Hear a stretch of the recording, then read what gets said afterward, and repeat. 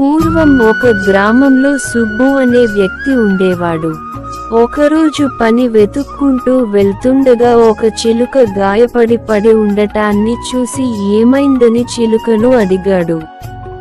చిలుక మాట్లాడలేదు. చిలుక ఎగరడానికి ప్రయత్నించినా ఎగరలేకపోయింది. సుబ్బు చిలుకను తనతో పాటు వైద్ వద్దకు తీసుకెళ్లాడు. వైద్ అతనికి చికిత్స చేశాడు మరియు అతను కోలుకుని ఎగరడం ప్రారంభించాడు. సుబ్బు వైద్కి థాంక్స్ చెప్పి చిలుకను తన వెంట తీసుకువస్తాడు. మరుసటి రోజు సుబ్బు చిలుకను తీసుకుని నగరం వైపు వెళ్ళాడు. సాయంత్రానికి సుబ్బు, చిలుక నగరానికి చేరుకున్నారు. నగరానికి రాజు కృష్ణదేవరాయలు అక్కడికి చేరుకోగానే భోజనం ఏర్పాటు చేస్తానని సుబ్బు చిలుకకు చెప్పాడు. వారు సుబ్బును పరిచయం కోసం అడిగారు.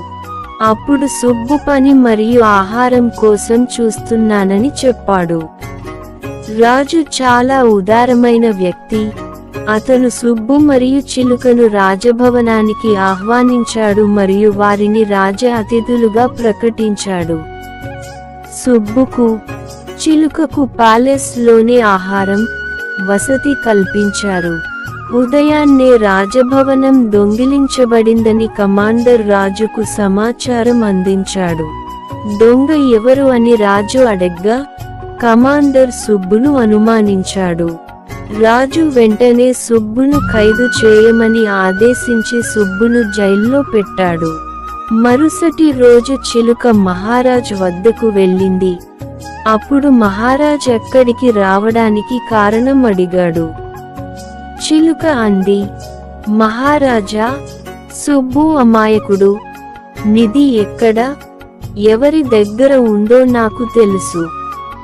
నిధి చిరునామాను రాజు అడగ్గా చిలుక రాజును పర్వతం వెనుక ఉన్న గుహ వద్దకు తీసుకువెళ్ళింది.